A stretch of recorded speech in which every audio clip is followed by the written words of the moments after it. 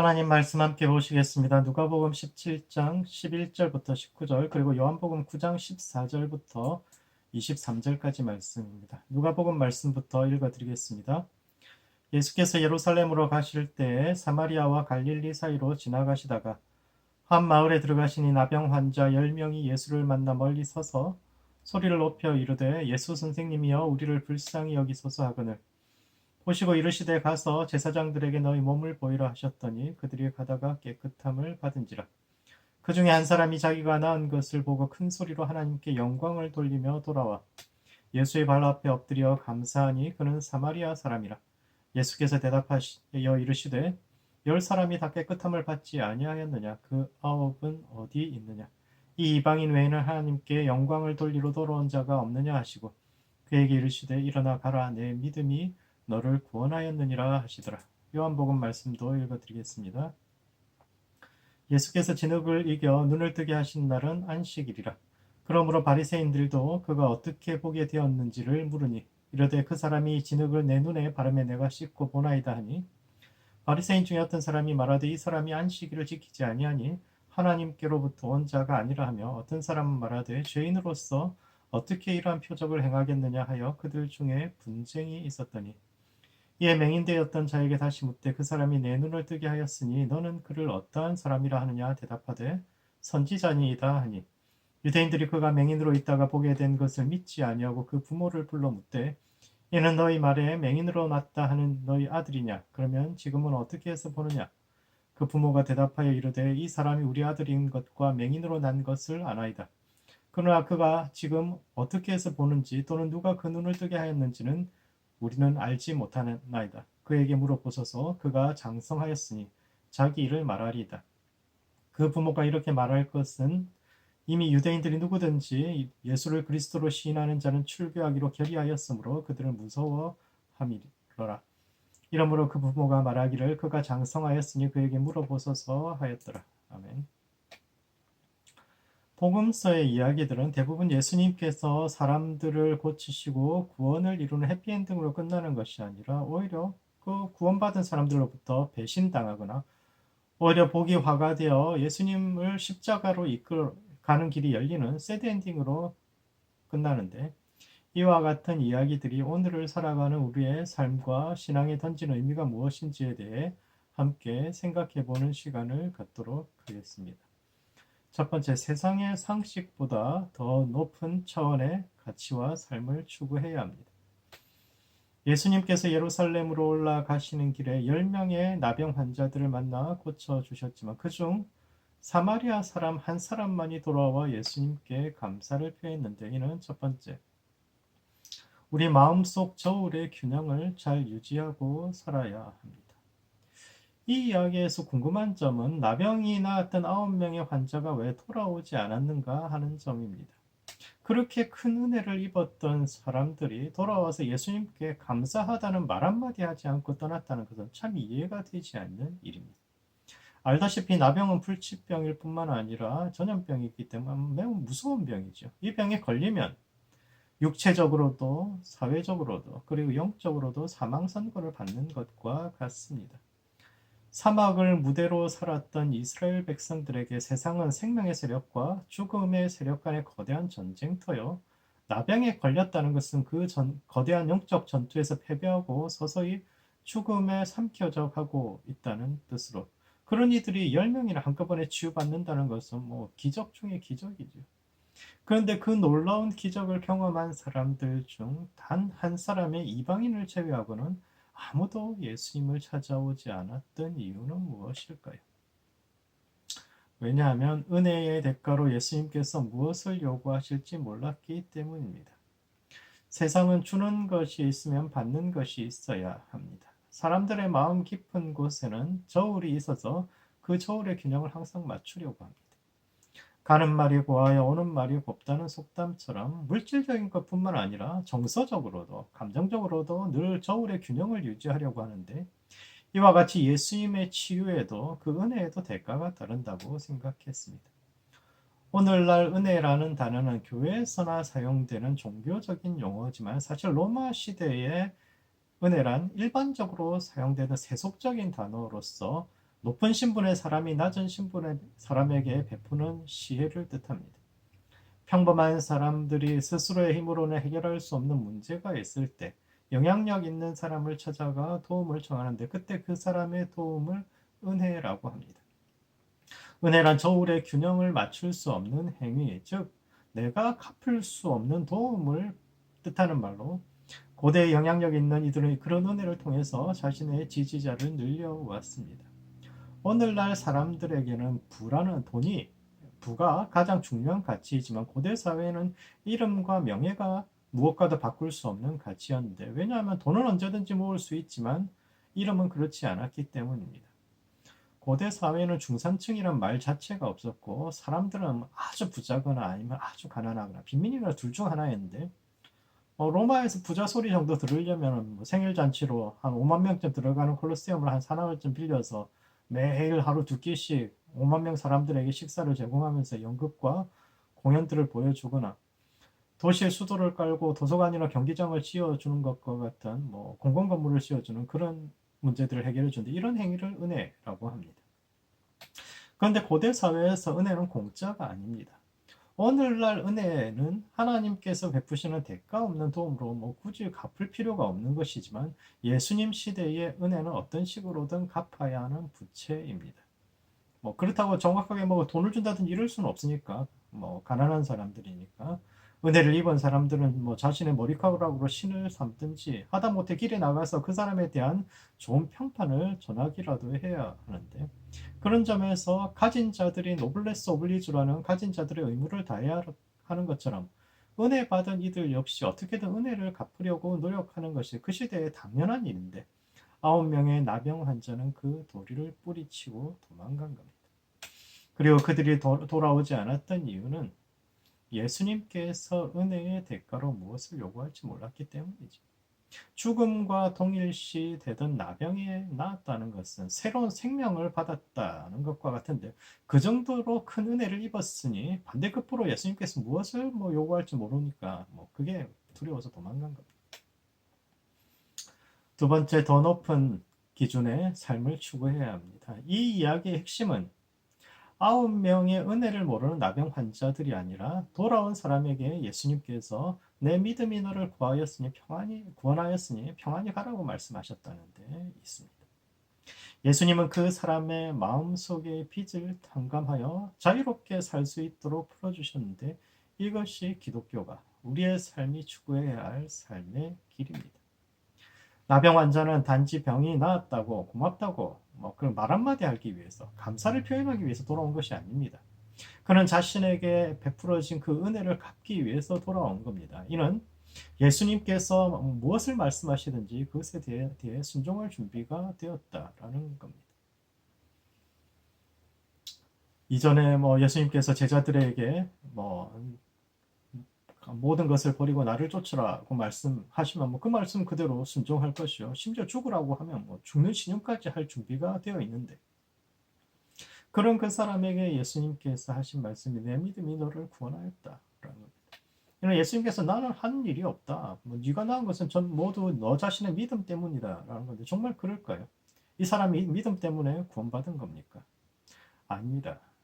그가 낳은 것은 전적으로 예수님 때문입니다. 그럼에도 불구하고 예수님께서 이렇게 말씀하신 것은 그의 마음속에 있는 빚을 지워주신 겁니다. 은혜란 반드시 갚아야 되는 것이요.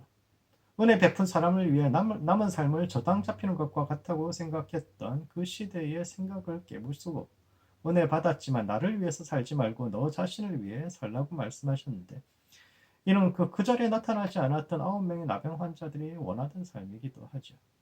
예수님은 받은 은혜를 갚을 대상은 내가 아니라 세상의 또 다른 불쌍한 사람들이요 너는 값없이 받았으니 그들에게 세상에 값없이 베풀라고 말씀하신 겁니다. 다시 말하지만 그 시대의 은혜는 공짜가 아니었습니다. 은혜 입은 자들은 어떻게든 은혜를 베푼 사람에게 갚아야 한다고 생각했는데 예수님은 자신이 아닌 세상을 수혜자로 지명하신 겁니다.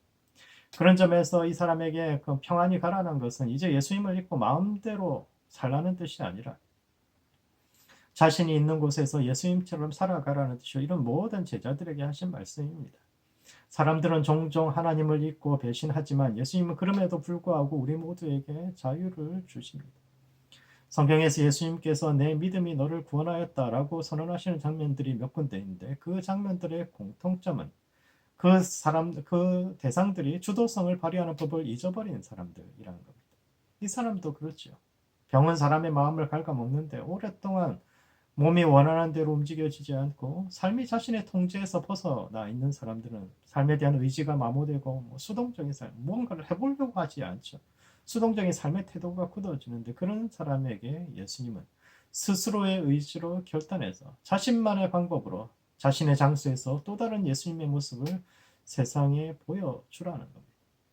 바람 부는 대로 물결 치는 대로 흘러가던 인생을 살아가던 그에게 아무것도 할 수 없고 삶은 변하지 않을 것이라고 자포자기하고 있던 그 사람에게 네가 멀리서 도와달라고 소리 질렀던 그 사소한 행동이 그리고 받은 은혜를 외면할 수 없어서 다시 나아온 그 작은 행동이 큰 변화를 가져왔으며 이와 같이 앞으로도 너는 세상을 변화시키는 사람이 될 수 있고 또 되어야 한다고 말씀하신 겁니다. 그러므로 세상의 기준보다 조금 더 높은 차원의 삶의 가치와 삶을 추구해야 합니다.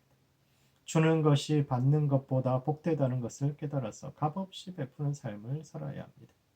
교회는 이것을 해서 우리 교회의 이익이 되는 일이 아니라 근본적으로 예수님의 가르침과 원칙을 따라 때로는 손해보는 일길도 가야 하는데 이와 같이 보다 높은 차원의 삶의 기준과 가치를 조금 더 높일 수 있는 모든 성도들 되시기 바랍니다.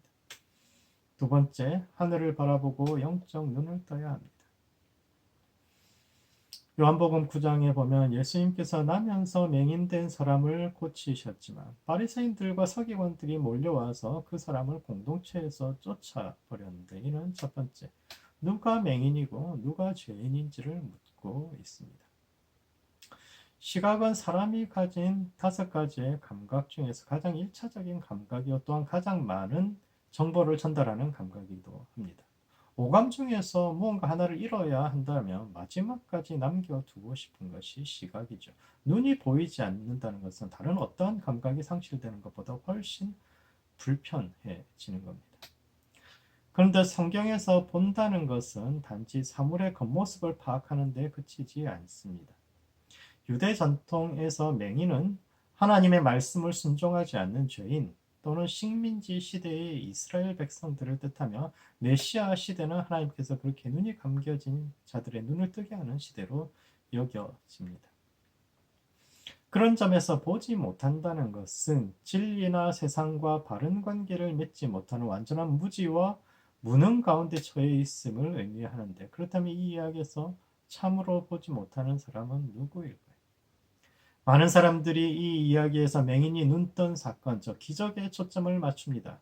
그러나 이야기 전체의 분량을 보면 맹인이 눈을 뜬 사건보다 3배나 많은 내용이 눈을 뜬 이후에 맹인이 공동체에서 쫓겨나는 과정을 다루고 있는데 이는 이 이야기의 핵심이 기적과 구원에 있는 것이 아니라 스스로 눈을 뜨고 있다고 생각하지만 사실은 눈을 감고 있는 자들에 대한 비판과 경고가 이 이야기의 핵심입니다.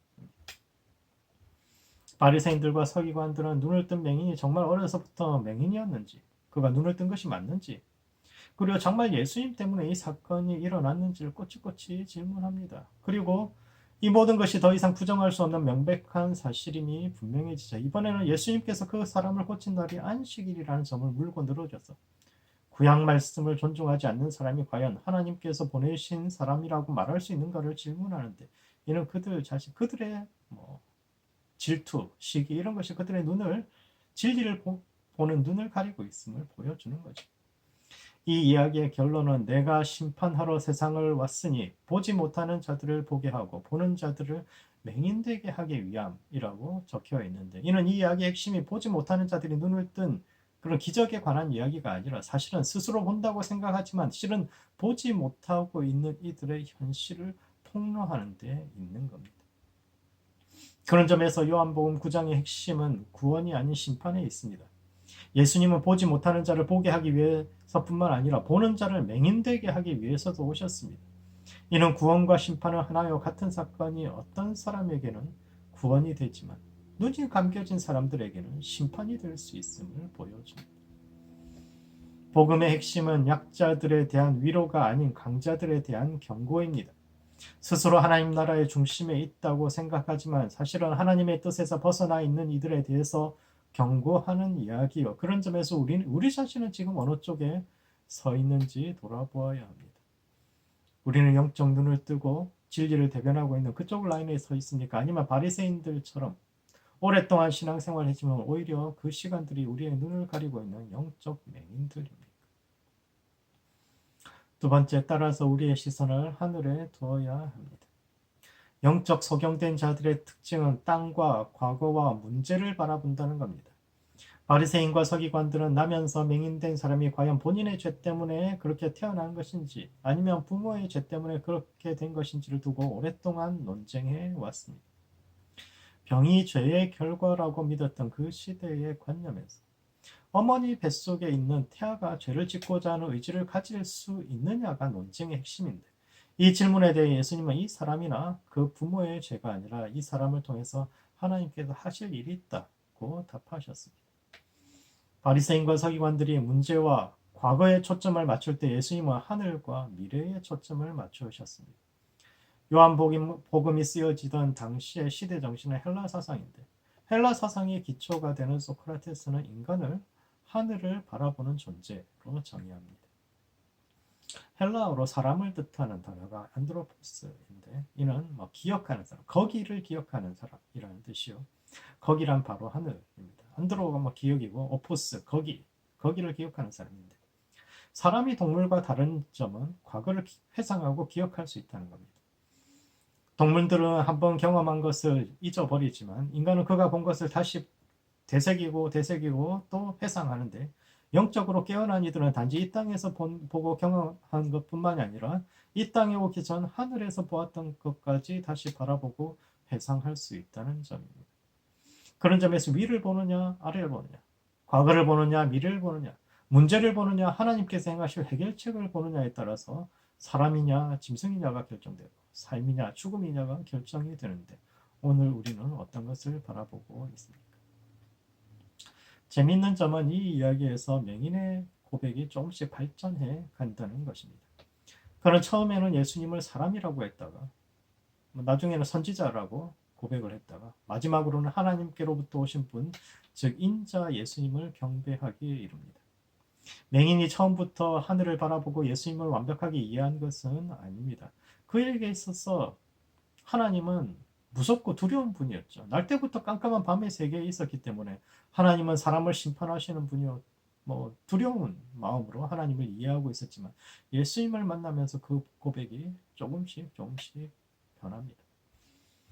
하나님은 죄인인 자신에게 다가오시는 분이요, 온전한 길을 전하는, 말씀을 전하는 선지자요, 마침내 완전에 이르게 하시는 분입니다. 요한복음에서 인자라는 것은 완성에 이르신 분이요, 인자는 영생하는 분인데, 요한에게 있어서 영생이라는 것은 늙지 않고 오래 사는 것이 아니라 생명의 근원이신 하나님과 교제함으로 인해 삶에 대한 기쁨과 소망이 넘치는 사람을 뜻하는데, 마침내 이 맹인도 그 하나님과 깊은 교제로 말미암아서 삶에 대한 새로운 기쁨과 소망이 넘치는 삶을 살게 됩니다. 그러므로 영생을 향하여서 우리의 삶이 조금씩 나아가야 합니다. 맹인의 고백이 발전했던 것처럼 우리의 삶도 그분과의 교제로 인해서 우리 인생에서 우리 마음 깊은 곳에서부터 기쁨과 생수의 강이 조금씩 흘러넘치는 모든 성도들 되시기 바랍니다. 말씀을 정리하겠습니다. 복음서에서 예수님의 치유는 백성들의 구원이라는 해피엔딩으로 끝나는 것이 아니라 대개는 배신과 십자가가 예비되는 새드엔딩으로 끝나는데, 이는 첫 번째, 더 높은 가치와 삶을 추구해야 합니다. 로마 시대의 은혜는 어떤 식으로든 갚아야 하는 부채였지만 예수님은 그 빚을 탕감해 주시면서 자유롭게 우리가 스스로의 의지와 생각으로 또 다른 작은 예수로 이 시대를 살아갈 것을 말씀하셨는데, 이와 같이 세상의 가치보다 더 높은 차원의 가치와 삶, 은혜의 삶을 생활하는 모든 성도들 되시기 바랍니다. 두 번째, 영적 시선이 발전해 가야 합니다.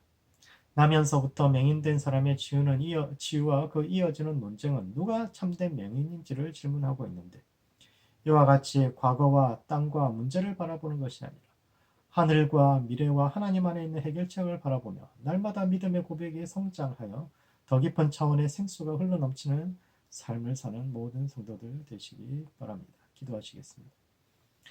기도하실 때는 영적 눈을 뜰 수 있도록 자기 자신을 위해서 기도하시겠습니다. 땅과 문제와 과거를 바라보는 것이 아니라 하늘과 하나님과 미래를 바라보는 성도 될 수 있도록 자신을 위해서 기도하시고, 두 번째, 더 높은 차원의 가치를 추구하는 교회와 성도 될 수 있도록 서로를 위해서 기도하시겠습니다. 주는 것이 있으면 받는 것이 있는 세상의 저울보다 조금 더 높은 차원의 저울을 가지고 살아가는 성도와 교회 될 수 있도록 서로를 위해서 함께 기도하시겠습니다.